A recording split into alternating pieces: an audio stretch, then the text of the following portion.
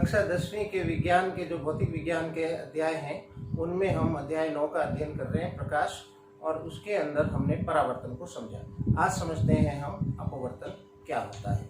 तो बच्चों, दैनिक जीवन में हमने ऐसा अनुभव किया है कि यदि किसी पात्र में जल भरा हो और उसमें कोई सिक्का रखा हो तो वो सिक्का कुछ ऊपर उठा हुआ प्रतीत होता है। इसी प्रकार हमने ये भी अनुभव किया है कि प्रिज्म में से यदि श्वेत प्रकाश को गुजारा जाए तो वह प्रकाश 7 रंगों में बट जाता है। ऐसा किस कारण से होता है? तो इसका उत्तर है, ऐसा अपवर्तन के कारण होता है। अपवर्तन क्या है, इसे हम समझने की कोशिश करते हैं। तो आप देखिए कि मैंने यहाँ पर एक अपवर्तक तल लिया है। इसको आप इस तरह से समझ सकते हैं कि यहाँ एक पात्र है और उस पात्र में जल भरा है। तो यहाँ एक माध्यम है, दूसरा, और ऊपर हवा है तो ऊपर दूसरा माध्यम है। होता क्या है कि जब कोई प्रकाश की किरण एक माध्यम से दूसरे माध्यम में प्रवेश करती है तो वह अपने पथ से विचलित हो जाती है। आप देखें कि ये प्रकाश की किरण यूं जा रही थी और प्रकाश की किरण का जो नेचर है, स्वभाव है, वो सीधे चलना है। वो सामान्यतया मुड़ती नहीं है यदि कोई विशेष घटना ना हो तो प्रकाश की किरण यूं जानी चाहिए थी, पथ से विचलित हो गई।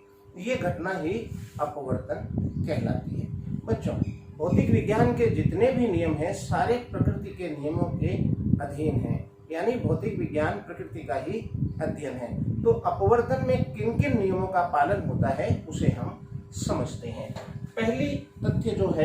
पहला तथ्य ये है कि एक आपतित किरण, दूसरी अपवर्तित किरण और तीसरा अभिलंब, 3 चीजें हैं और ये तीनों एक ही तल में होते हैं। अपवर्तन का प्रथम नियम